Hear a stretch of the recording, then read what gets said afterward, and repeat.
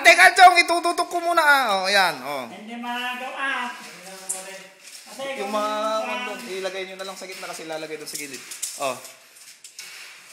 Dapat 24 inches lang ito. Hindi, ilan nga ang sukat niyan, Chong? Yung yung mismong space na yan.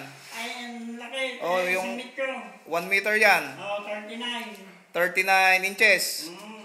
Tapos, ang ilalagay mo, 24 lang dapat dahil masyadong malalim na po pagkuhan. Saka hindi sayang yung plywood. Masasayang yung plywood kasi. Paano ang discount nyo yan? Halimbawang pag 24 lang, papasok ng konti yung cabinet. Dito siya banda.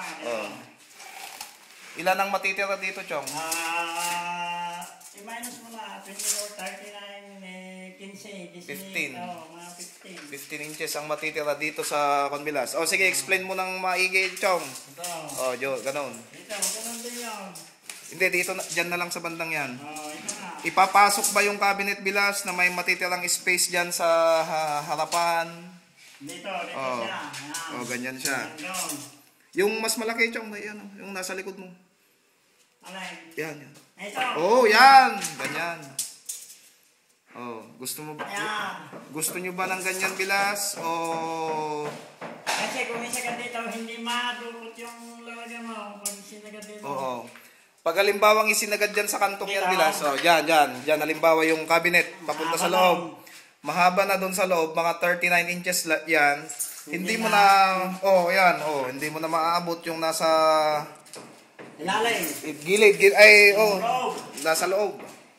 Kaya, 32. may kunting puwang dyan. 32. 24 o 32. Kasi kung 32, eksakto lang yung plywood. Eksakto lang yung plywood. Walang masasayang. Magiging tatlo yung plywood kung 32. Hindi Ay 24. Ay, masasayang din pala dahil may 18 siya na may 16. Wala. Wala yan.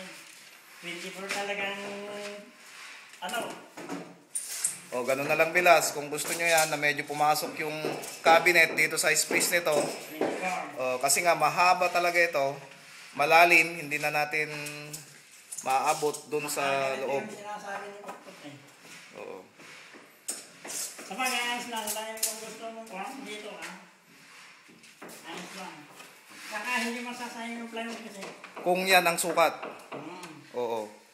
Hindi masasayang ang plywood bilas kasi magiging hati yung isa. Ano bilas? Text mo ako ulit pag okay yung ganyang plano dyan sa may space na yan.